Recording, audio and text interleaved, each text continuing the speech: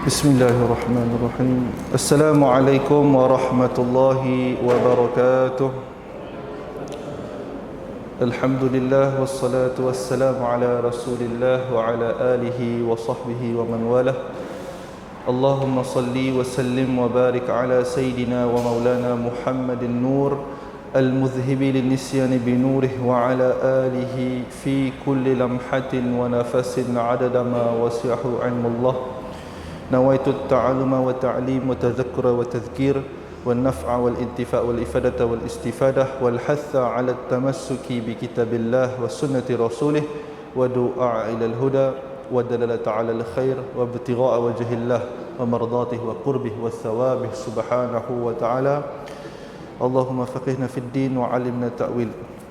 Alhamdulillah, syukur kita kehadrat Allah Subhanahu wa taala, di mana Allah Subhanahu wa taala telah memberikan kepada kita nikmat iman dan juga nikmat Islam, dan diberikan peluang untuk sama-sama menunaikan solat berjemaah maghrib tadi dan bersama-sama di dalam bulan Rabiul Awal.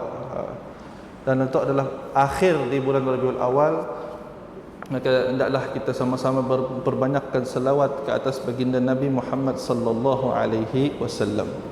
Jadi tanpa kita lengahkan masa, jadi kita akan masuk ke dalam perbahasan kitab seperti mana yang telah kita sambungkan pada minggu lepas. Bismillahirrahmanirrahim. Qala musannifu rahimahullahu taala wa nafa'ana bi ulumihi fid dharain. Amin. Jadi pada perbahasan yang lalu kita memperbahaskan tentang kemuliaan Nabi daripada sudut mukjizatnya, dia boleh melihat kepada sesuatu perkara yang bersifat gaib ataupun ditunggah sebagai masa depan lah. Jadi seperti mana yang kita telah ceritakan daripada kisah yang pertama, Sayyidina Nu'man bin Bashir. Kita recap balik, yakni yakni nyata tadi anak Sayyidina Nu'man tadi yang akan meninggal di tempat namanya Syam. Maka bila mana Nabi bersabda sedemikian, ternyata benar-benar terjadi. Yakni bermakna Nabi sallallahu alaihi wasallam telah melihat peristiwa tersebut berlaku dan mengkhabarkan kepada bapaknya.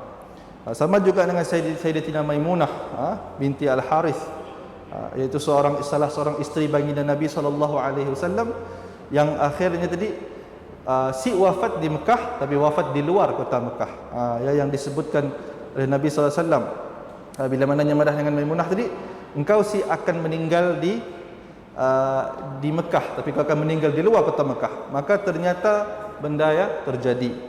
Di situ kita boleh melihat bahwasanya baginda Nabi Muhammad sallallahu alaihi wasallam boleh melihat perkara yang telah diperlihatkan oleh Allah, benda yang bersifat masa depan. Maksudnya Nabi tahu future lah, yang kita betul tahu. Sama juga dengan kisahnya Sayyidina Samurah bin Jundab. Sayyidina Samurah bin Jundab salah seorang sahabat juga, bahawa tadinya ketika mananya duduk bersama dengan para sahabat, si salahnya Sayyidina Abu Hurairah ada juga dengan saya, dan yang seorang lagi saya lupa, ada 3 orang maksudnya. Maka Nabi sebut orang yang terakhir yang meninggal di antara kalian adalah orang yang akan mati dalam keadaan terbakar. Jadi bila mana tadi 3 orang tersebut meninggal seorang, Abu Hurairah meninggal, maka tinggal seorang daripada sida 3 tu, maka tahullahnya bahasanya akan meninggal dalam keadaan terbakar. Bila mana di Basrah silapnya, Sayyidina Samurah tu di Basrah. Di Basrah nya mati jatuh di dalam satu kawah api. Jatuh dalam kawah api. Tetapi nya memang seorang sahabat yang memang terkenal. Kami para ulama meriwayatkan hadis daripadanya. Menunjukkan yang memang ada kemuliaan di sisi para ulama. Memang ada kemuliaan. Bila Sayyidina Samurah tu bila mana tadinya meninggal, maksudnya realiti terjadi benda ya. Maksudnya apa yang Nabi sebut sabdakan terjadi. Menunjukkan apa? Menunjukkan kata-kata Nabi itu adalah mukjizat. Nya pun ramalannya adalah mukjizat. Jadi kita tidak dapat nak nafikan bila mana Nabi sallallahu alaihi wasallam menyebut, makanya akan terjadi. Nya akan terjadi. Seperti mana Sayyidina Samurah. Kemudian baginda yang kelimanya, baginda memberitahu tentang ajal sebahagian di kalangan sahabat yang mereka akan meninggal dunia pada satu kurun. Satu kurun yang mana tidak akan ada yang masih hidup setelah kurun tersebut. Perkara ini juga benar-benar terjadi seperti yang diceritakan. Suatu ketika baginda meletakkan tangannya yang mulia di atas kepala Sayyidina Abdullah bin Busri. Sayyidina Abdullah bin Busri, bila Rasulullah pegangnya pun pala, Rasulullah pada tadi, ya'ishu hadzal ghulam qarnan. Pemuda toknya akan hidup selama satu kurun setahun, 100 tahun. Maka tadi nang benar-benarnya hidup. Sampai disebutkan dalam kitab Imam Az-Zahabi, Sayyidina Abdullah bin Busri tu nya digelar sebagai as-sahabah al-mu'ammar. Bila sahabah al-mu'ammar tu adalah golongan para sahabat yang hidup tua. Banyak para sahabat meninggal lingkungan umur 60, 70, 50, 70. Maka jarang yang hidup sampai 100. Ada yang di kalangannya umur panjang seperti Sayyidina Anas bin Malik lah. Datuk pun salah seorangnya Abdullah bin Busri. Tapi Abdullah bin Busri tu nyasi terkenal. Sebab apa? Sebab nyasi banyak meriwayatkan hadis. Nyasi banyak meriwayatkan hadis. Ialah Imam Zahabi menyatakan tadi hanya meriwayatkan beberapa hadis sahaja. Itu nyasi banyaklah. Nyasi banyak. Jadi sebab ialah nyasi berapa terkenal. Nyasi berapa terkenal. Tetapi para ulama-ulama hadis memang akan kenal kepada Abdullah bin Busri. Sampai disebutkan itu adalah permata di Syam. Orang lama lah. Orang legend otai orang madah. Bila Nabi sebut tadi ya'ishu hadzal ghulam qarnan, hiduplah pemuda ini selama satu kurun, maka benar-benarlah beliau hidup selama 100 tahun. Selain itu Nabi sebut pada dalam hadis lain tentang su'lul. Su'lul tu macam penyakit kulit lah, macam apa, kutil. Kutil lah, ada orang tak kutil. Baginda bersabda tadi, la yamutu hatta yazhabat su'lul min wajhihi. Beliau tidak akan meninggal dunia sehingga kutil itu hilang dari wajahnya. Itu adalah riwayat hadis yang lain lah, yang menyatakan tadi kutil yang mesti hilang, pokoknya meninggal. Maksudnya kutil tu nya keluar bila orang dah tua, dah umur beratus tahun. Maka perkara itu benar-benar terjadilah, dan beliau tidak meninggal dunia sehinggalah kutil tersebut hilang dari wajahnya. Lesya kita dapat lihat daripada Nabi pun kata-kata memang akan terjadi. Sampailah kita kena risau bila Nabi sebut tentang hadis-hadis yang perihal dengan kita. Tu perihal sahabat tu. Sahabat masih dekat dengan Nabi. Nabi dah cerita dah, kau akan sekian. Contoh Sayyidina Abu Zar dia. Sayyidina Abu Zar dia berjalan sendiri, dia akan mati sendiri, dia akan bangkitkan sendiri. Nabi sebut macam ni. Maka memang benar-benar terjadi. Apatah lagi Nabi sebut tentang fitnah-fitnah yang bakal berlaku di zaman kita tu, perlu kita risau tuan-tuan. Di mana Nabi sebut tadi fitnah di akhir zaman tu seperti angin di benda mahari. Kita nampak fitnah timbul. Berlakunya fitnah di kalangan sekian tu fitnah berlaku. Maka kita akan jadi kucar kacir di akhir zaman tu. Sangat mengkhawatirkanlah. Sebablah kita perlu berpegang teguh. Kita semua orang awam tu berpegang teguhlah kepada para ulama-ulama yang bersanad dengan sambung bersama dengan Nabi sallallahu alaihi wasallam. Supaya apa? Supaya selamatlah. Yang keenam, muka surat 42, yang nombor 6, baginda pernah menasihati Sayyidina Habib bin Maslamah radhiyallahu taala anhu ketika bapaknya bertemu dengannya di Madinah, sedangkan beliau ingin pergi melihat baginda. Dia nak pergi jumpa Nabi, tapi Nabi suruhnya pergi jumpa bapaknya. Bapaknya seorang yang kafir sebenarnya, hanya ingin menghalang beliau daripada tinggal bersama Rasulullah. Namun Rasulullah SAW tetap mengatakan, irji' ma'ahu, kau kembalilah kepadanya, kepada bapaknya. Fa innahu yushaku an yahlak, sesungguhnya dia hampir-hampir yahlak tu binasa, maksudnya dalam istilah bahasa Arab mau meninggal dunia lah, meninggal dunia. Jadi sabdaan Nabi tu benar-benar terjadi, dan bapaknya meninggal dunia pada tahun yang sama. Itu adalah salah satu daripada bukti dalail, bukti kenabian Nabi sallallahu alaihi wasallam. Yang ketujuh, sebelum Nabi SAW wafat, baginda pernah berpesan kepada anaknya Sayyidatina Fatimah radhiyallahu taala anha, anti awwalu ahli luhuqan bi, engkaulah wahai Fatimah orang yang pertama akan mendahului akulah. Maksudnya meninggal selepas aku. Bila Nabi meninggal, orang yang pertama akan ikut Nabi memang Fatimah. Sayyidatina Fatimah meninggal setelah Nabi sallallahu alaihi wasallam wafat. Sayyidatina Fatimah radhiyallahu taala anha meninggal dunia selepas 6 bulan kewafatan baginda Nabi sallallahu alaihi wasallam, dan tidak ada seorang pun dari kalangan ahli keluarga baginda yang wafat sebelum itu. Maksudnya benar-benar terjadi. Dekat je waktu ya, Nabi tahu, diberitahu oleh Allah, Fatimah akan menyusul engkau wahai Rasulullah. Maka benar-benar terjadi. Jadi yang peristiwa yang ke-8, baginda pernah bersabda kepada isteri-isteri baginda Nabi sallallahu alaihi wasallam, atwalukunna yadan asra'ukunna luhuqan bi. Maksudnya orang yang paling panjang tangannya dalam kalangan kalian ialah orang yang paling cepat akan bersamaku. Maksudnya meninggal dunia lah. Orang yang paling panjang. Mun istilah orang Melayu jadi panjang tangan tak mencuri. Orang Melayu mencuri. Tapi Nabi pun maksudnya lain. Atwalukunna, panjang tangan tu si faham oleh isteri Nabi tu. Apa maksud Nabi panjang tangan tu? Sebab bahasa Nabi tu memang jawami'ul kalim kata orang. Memang mukjizat Nabi jawami'ul kalim, maksudnya pendek je kata-katanya tapi mempunyai makna yang banyak. Apakah makna atwalukunna? Maka isteri-isteri baginda pun tahu, tidak memahami maksud sebenar daripada sabdaan Nabi ini.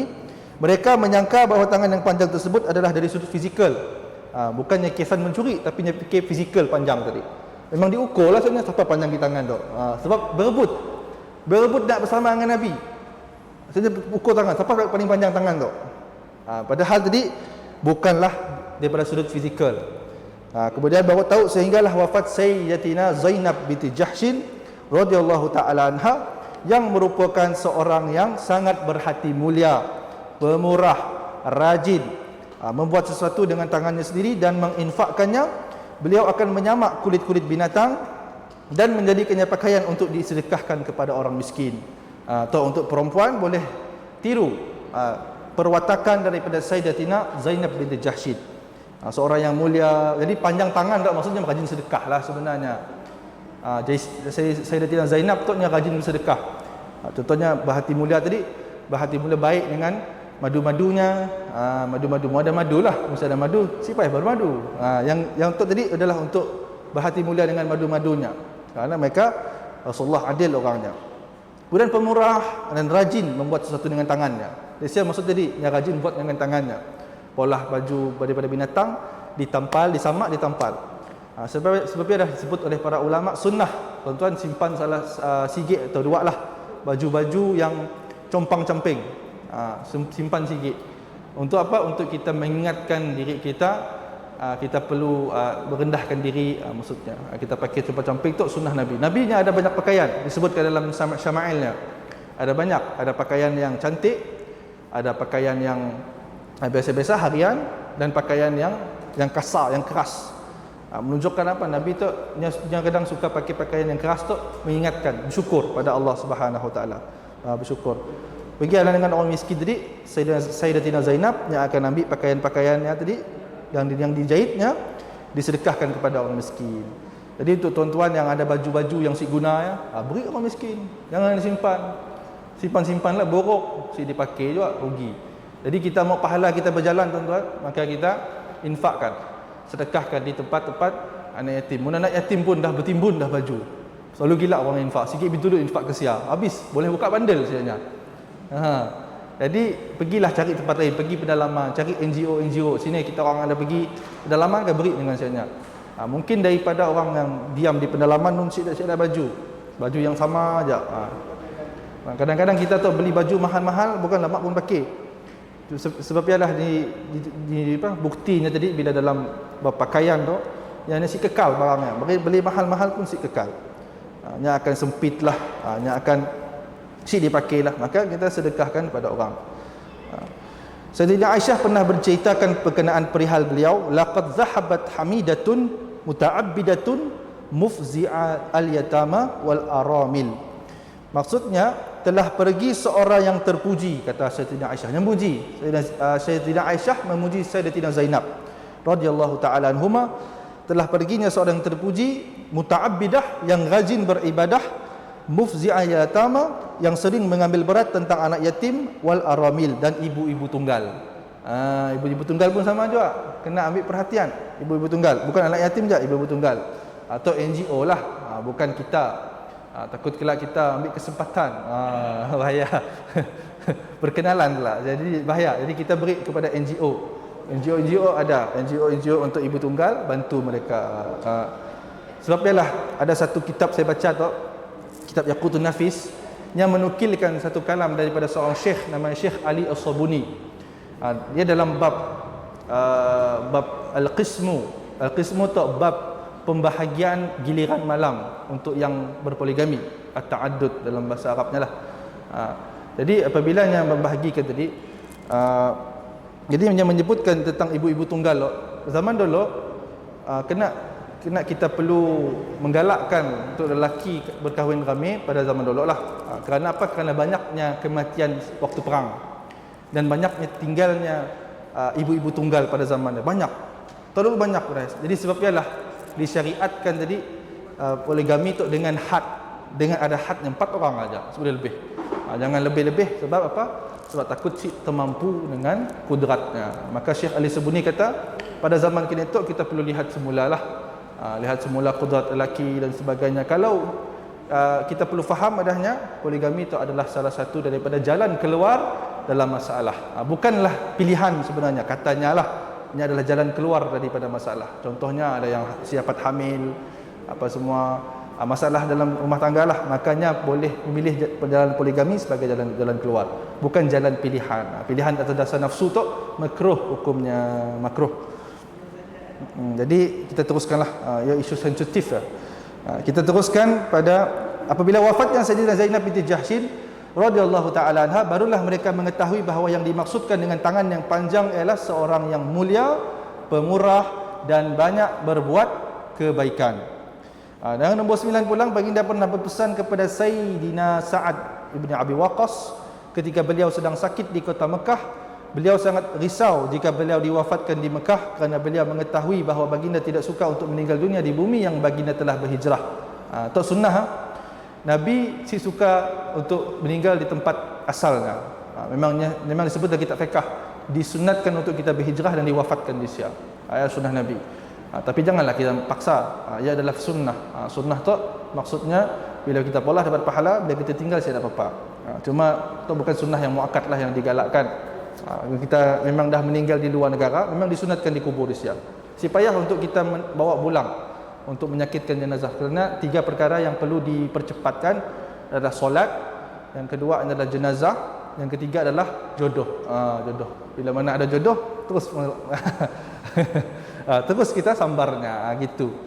Ini yang dipesankan oleh Nabi lah, jenazah. Bahkan jenazah tu bila mana contohnya ada orang tadi bila mana jauh-jauh jenazah tadi mau dibawa pulang ke rumah, mau dibuang ke tanah airnya yang jauh, maka ia bukan sunnah yang baik lah.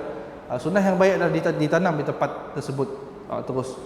Dan paling sunnah juga adalah bila kita ditanam di sebelah di berhampiran dengan kuburan para nabi ataupun para alim ulama yang soleh. Semoga kita mendapat keberkatan daripada sidaknya lah. Kemudian baginda SAW menyatakan kepada beliau ketika menziarahi beliau yang sedang sakit di Mekah, wa asallah an yarfa'aka fayantafi'a bika nasun wa yudarra bika akharun. Maksudnya semoga Allah mengangkat derajat engkau wahai Sa'id bin Waqqas, supaya sebahagian manusia yang boleh mengambil manfaat dari engkau dan dimudaratkan oleh engkau sebahagian yang lainnya. Semua yang disabdakan oleh Nabi SAW ini benar-benar terjadi kepada beliau. Beliau hidup sehingga pemerintahan Sayyidina Umar radhiyallahu ta'ala anhu, dan beliau dilantik untuk menjadi pemimpin peperangan melawan tentera Parsi, sehinggalah akhirnya Allah Subhanahu wa taala membuka Al-Qadasiyah. Qadasiyah itu adalah bandar yang terletak di sebelah barat Kufah lah, Qadasiyah. Melalui pimpinan beliau. Beliau juga dilantik menjadi gubernur di kota Kufah. Ini menunjukkan umat Islam telah mengambil manfaat yang besar daripada beliau, manakala orang musyrikin dan majusi mendapat kemudaratan persis seperti apa yang dikhabarkan oleh Rasulullah sallallahu alaihi wasallam. Maka yang ke-10, baginda Nabi SAW bersabda dalam sebuah hadis yang sahih, "Idza halaka Kisra fala Kisra ba'dahu." Maksudnya jika kerajaan Kisra, kerajaan Parsi itu musnah, sudah pasti tidak akan ada lagi kerajaan Kisra selepas daripada itu. Maka Nabi sabdakan sekali tu, benar tak, "Idza halaka" tu. Kemudian benar-benar terjadi. Perkara ini berlaku seperti yang disabdakan oleh Nabi semenjak umat Islam menguasai Kisra. Yang mengalahkan Kisra itu pun umat Islam je lah. Negara Kisra tidak lagi wujud seperti sebelumnya, bahkan dipadam namanya seperti mana hilangnya kekuasaannya.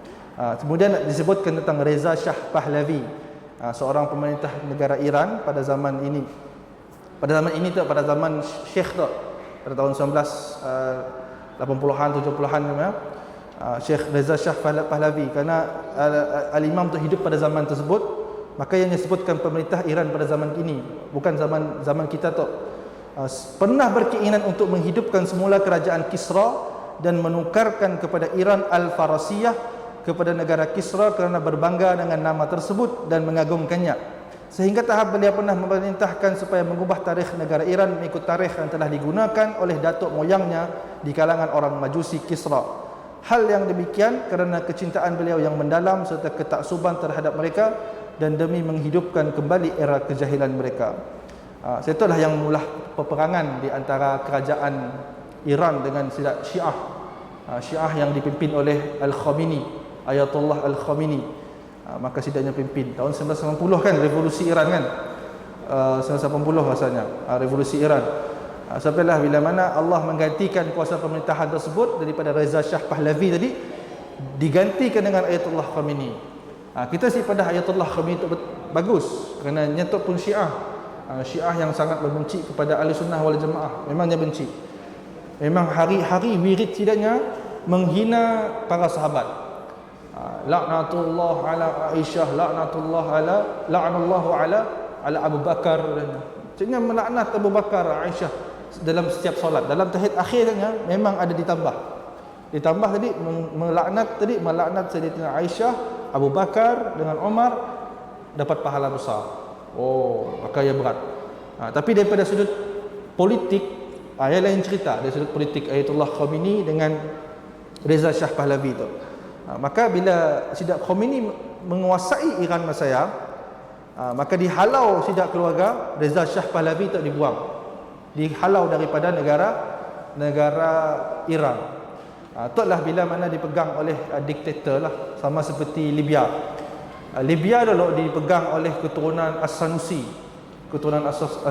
Raja Idris As-Sanusi namanya, Ahmad bin Idris As-Sanusi. Nyata memang seorang raja yang sangat baik, tokoh sufi, hanya orang alim, keluarga ulama, keturunan Nabi. Tetapi tadi Muammar Gaddafi itu kita nak manahnya jahit pun susah juga. Memang sebab politik lah semua ya.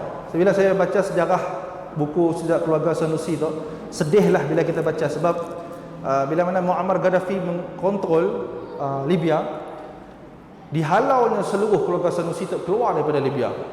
Siapa yang ada pegang buku-buku karangan As-Sanusi, nama keluarga saja, keluarga kabilah saja As-Sanusi, akan dibakar semua. Menunjukkan kekejaman sedikitlah daripada Muammar Gaddafi tu.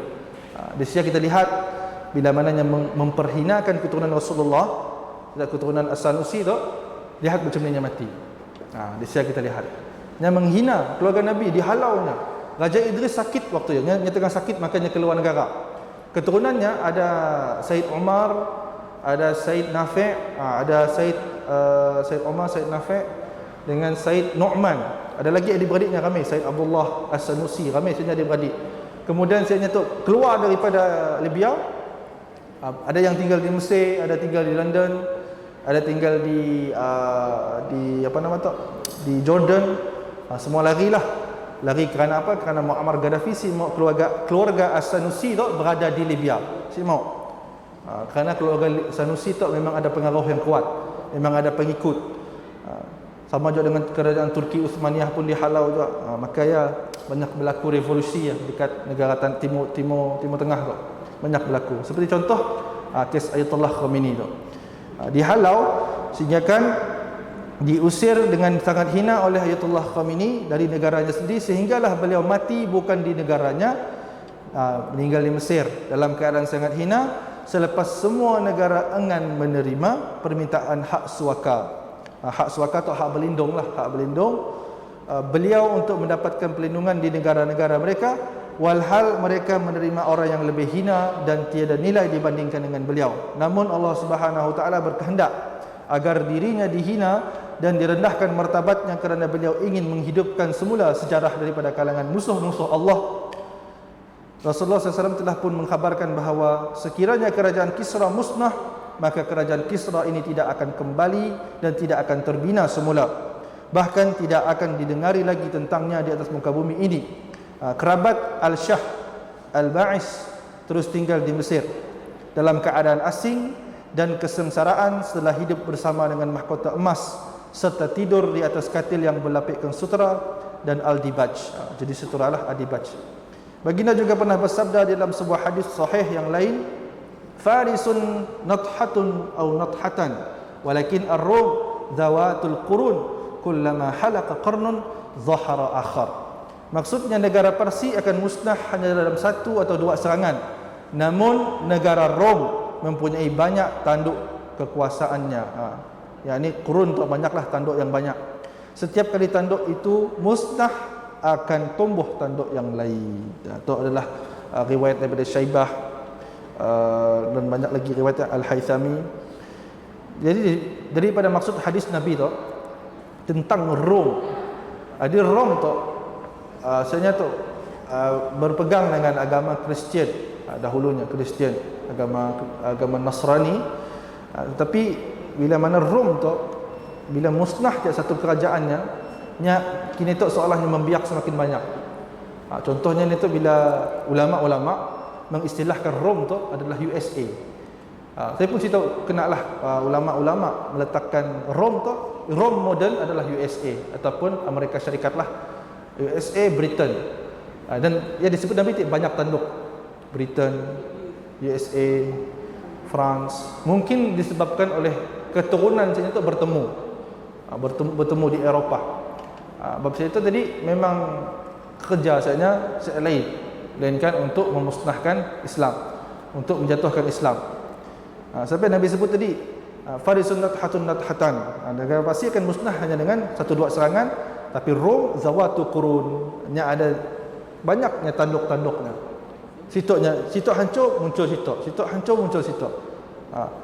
Jadi disebutkan oleh Syekh Abdul Aziz, perkara ini juga benar-benar berlaku.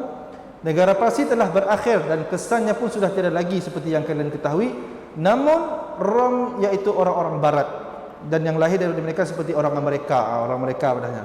Setiap kali satu generasi mereka musnah dan negara mereka hancur, akan muncul golongan yang menggantikan mereka, mengikut cara mereka dan melakukan pekerjaan mereka dalam menipu dan memperdaya serta menyebabkan kerosakan kepada umat Islam dengan pelbagai cara dan tipu helah seperti yang telah nyata.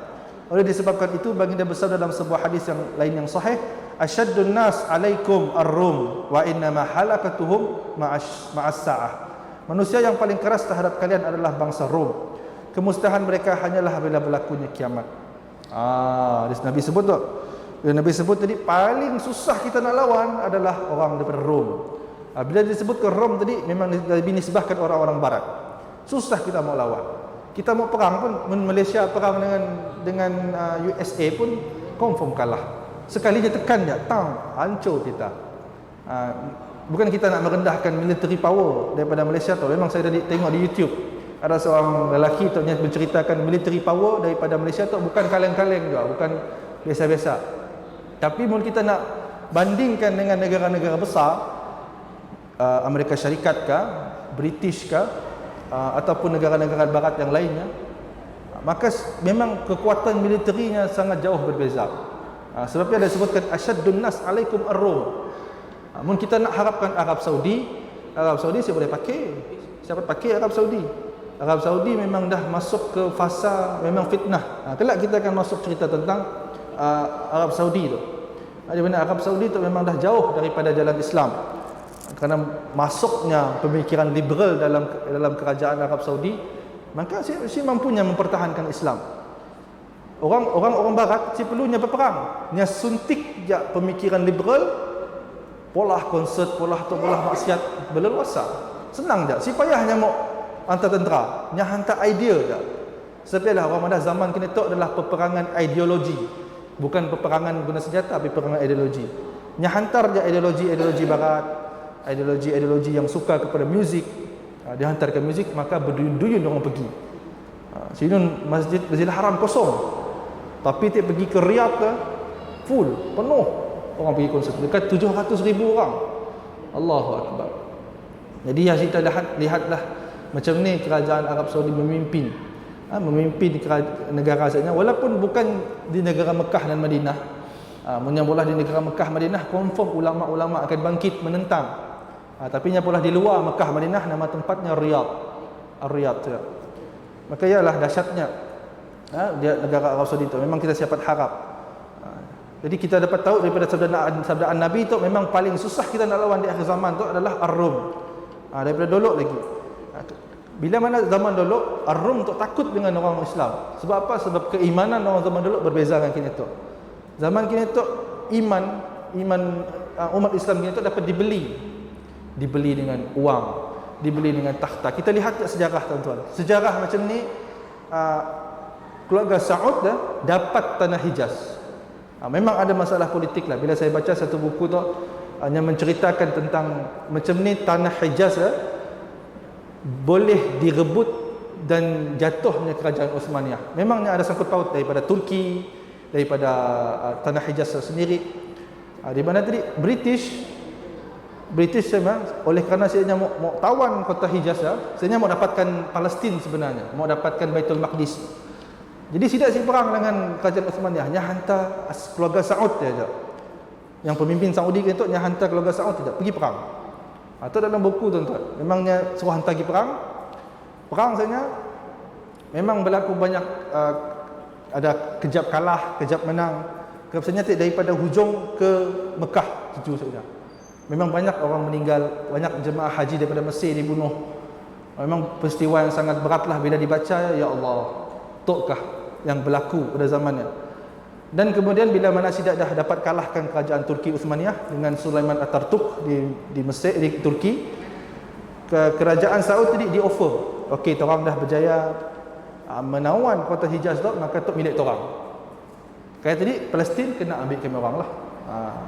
Ambil lah sidak British Palestin tu, ataupun Baitul Maqdis tahun 1946, maka masuklah sidak orang Yahudi. Zaman ni adalah zaman kejatuhan Islam sebenarnya, di mana Islam tadi dibeli dengan takhta, dengan kuasa militer. Di offernya, mun kau dapat ngalah saya tu, aku beri kau sikit Hijaz tu, ambil kau lah sia. Dapatnya megang, lalu tukar Hijaz tadi pergi ke nama Saudi, nama nyemput, nama keluarganya. Sebablah kita bukan nak anuklah Saudi lah, tapi yang sejarah. Sejarah tadi macam ni saja memperoleh negara ya. Saya baca tu dalam kitab Syekh Ahmad Zaini Dahlan yang hidup pada zamannya, yang menceritakan keadaan macam ni, kucak-kacirnya negara waktu ya. Kerana apa nama tu, imperialism daripada negara-negara besar lah, maksudnya menguasai negara-negara waktu ya.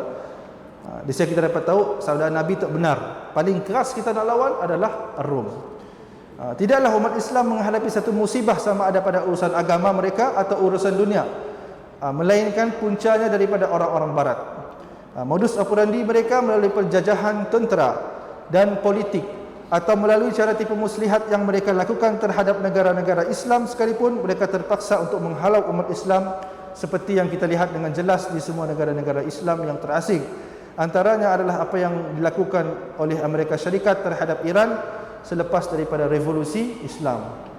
Kita lihatlah macam ni Amerika Syarikat mula kucak-kacir di negara Iran, negara Iraq, di Libya, ada juga sidanya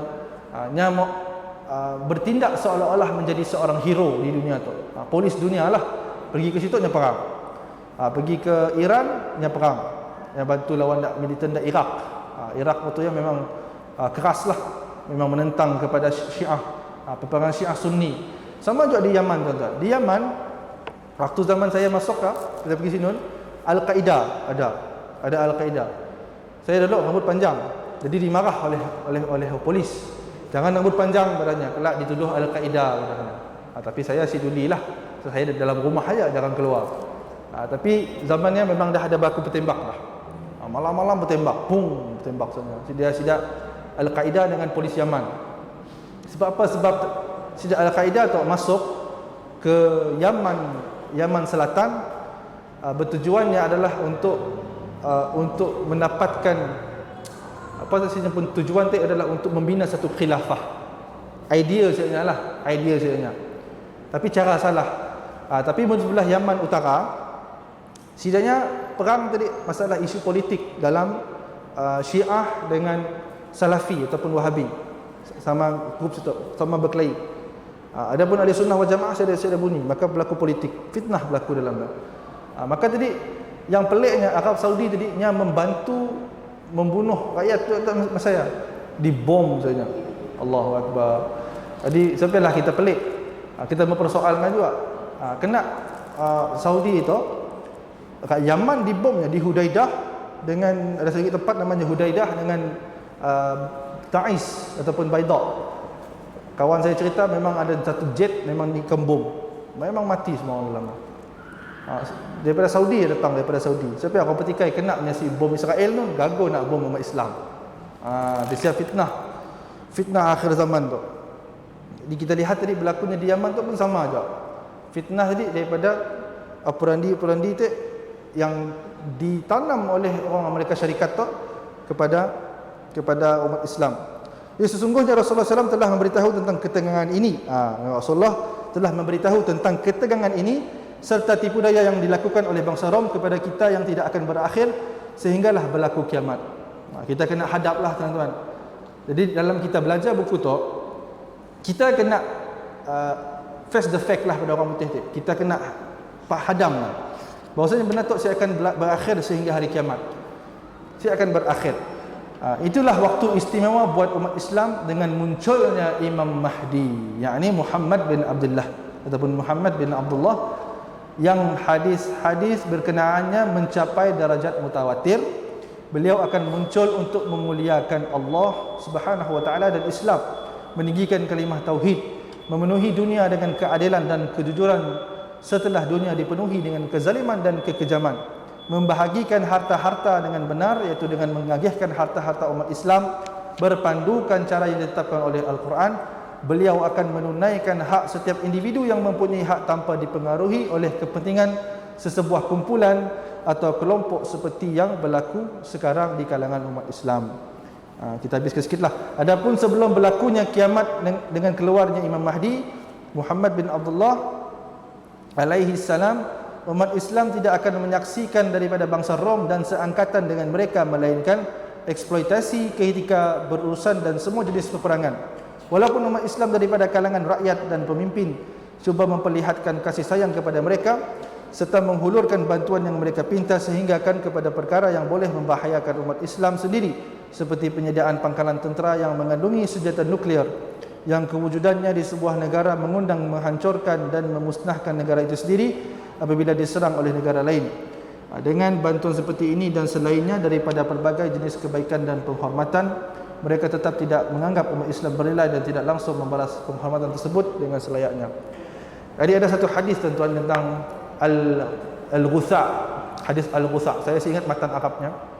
Tapi hadis yang menyatakan akhir zaman kelak, Nabi kata, kita orang kelak orang akan bentuk dalam keadaan ramai seperti buih-buih di lautan, tapi kita masih dapat nak malah apa-apa.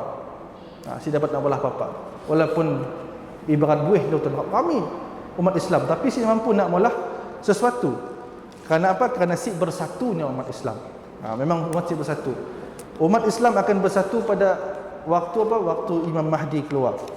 Jadi janganlah kita over excited juga. Mau cari Imam Mahdi ni, Imam Mahdi ni, Imam Mahdi.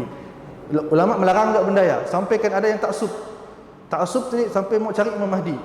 Aku tujuan hidup aku mau cari Imam Mahdi. Ada satu jemaah tu, cerita bekas jemaah tabligh tidak keluar. Maka saya jadi mufarakah lah. Saya dah tujuan kami orang adalah untuk cari Imam Mahdi. Dah muncul. Sebenarnya kita kena dalam keadaan mutawassit.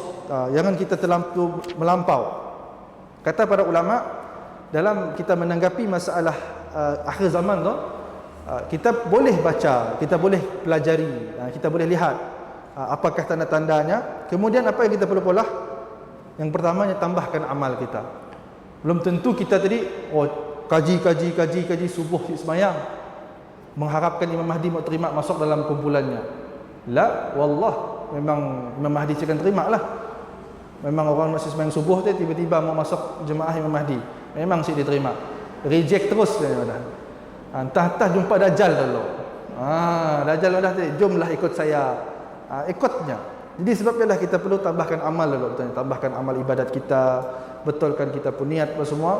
Yang kedua, yang tambahkan ilmu, kata para ulama. Yang penting tambah ilmu. Ilmu apa? Ilmu fardu ain. Tambahkan. Betapa banyak dia orang yang si tahu solat, si tahu batal wudu, si tahu ni perkara yang sunat, ni perkara yang wajib. Si tahu sifat bezakan benda fardu ain. Maka ia patut diutamakan. Benda fardu ain semua belajar, tapi benda akhir zaman untuk semangat. Konspirasi tu. Jadi ulama pada tadi berpada-pada dalam belajar ilmu akhir zaman, kerana kita pun tujuan adalah di dunia tu untuk beribadah kepada Allah Subhanahu Wa Taala dan taat kepada perintah Allah. Jadi bukanlah kita tujuan tadi untuk belajar akhir zaman. Memang Allah dah berinya pun alamat-alamatnya.